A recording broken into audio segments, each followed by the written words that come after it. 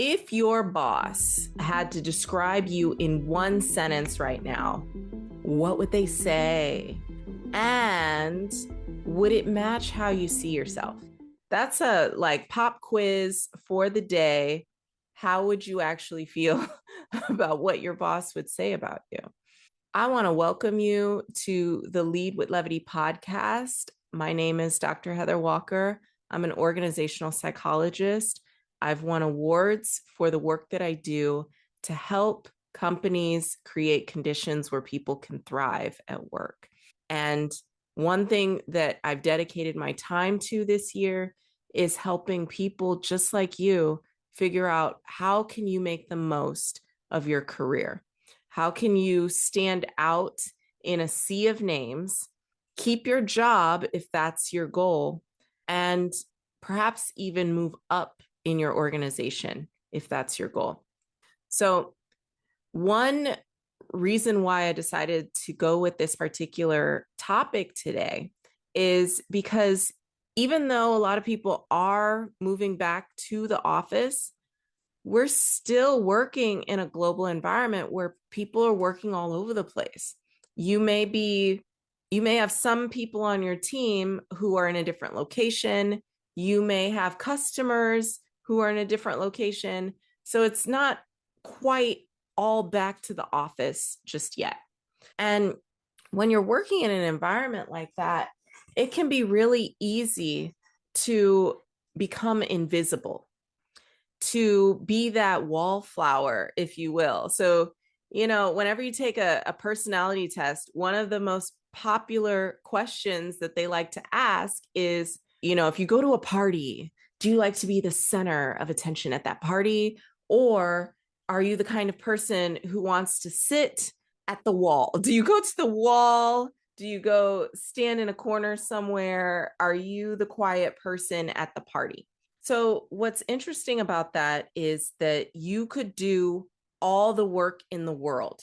You could be so busy. And sometimes, when you do have a lot on your plate, guess what you're not doing? You're not walking around talking to people. You are actually busy doing the work. And if you're not careful, you can disappear and you can become invisible in lots of ways, just like that person on that personality test that says, hey, when you get into a room filled with people, what happens to you?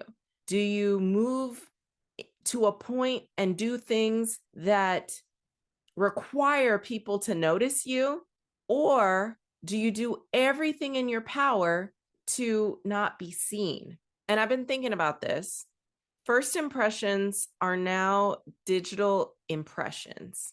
So back in the day, they would talk about a firm handshake, solid eye contact.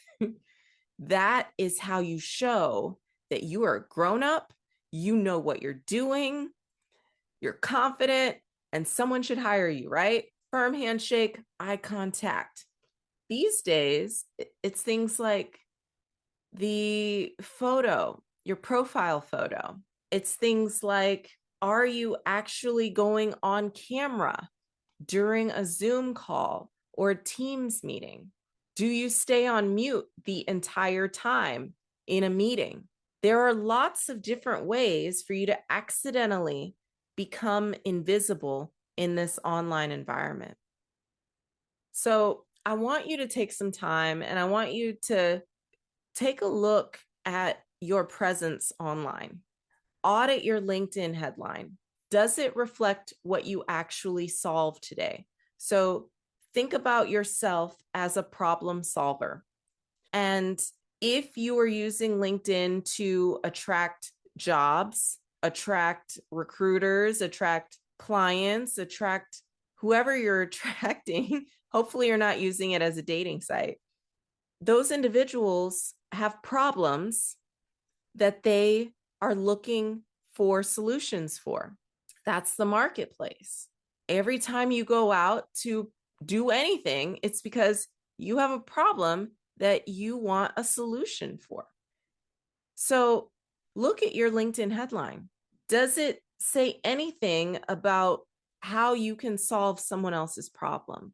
Or what kind of work do you do? But oftentimes when you have a specialist, someone who goes to school for something, you've got this advanced degree, you have these specialized skills and the certificate. Nobody cares. Nobody knows what those things are. They have no clue. I'm an IO psychologist, and we're still trying to figure out how to explain what we do to people.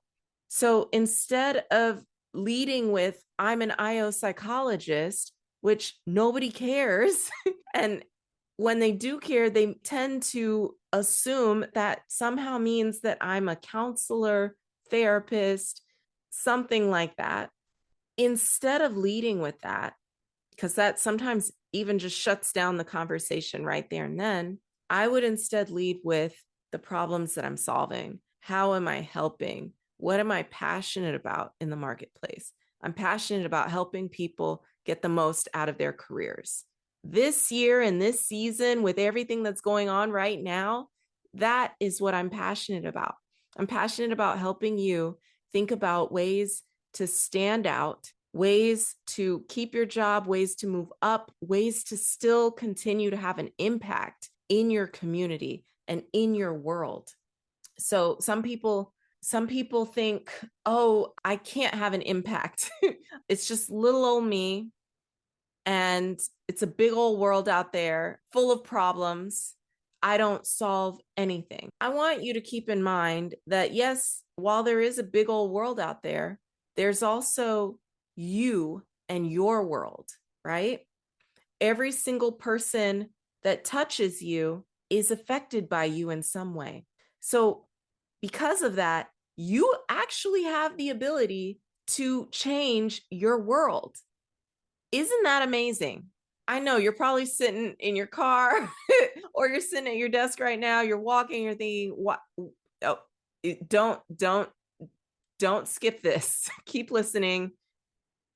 Keep listening. I'll bring you back. I'll bring you back, I promise. Okay, some other things to consider. Look at your Teams, your Zoom, your name tile, and take the time to think about how you want to show up, right?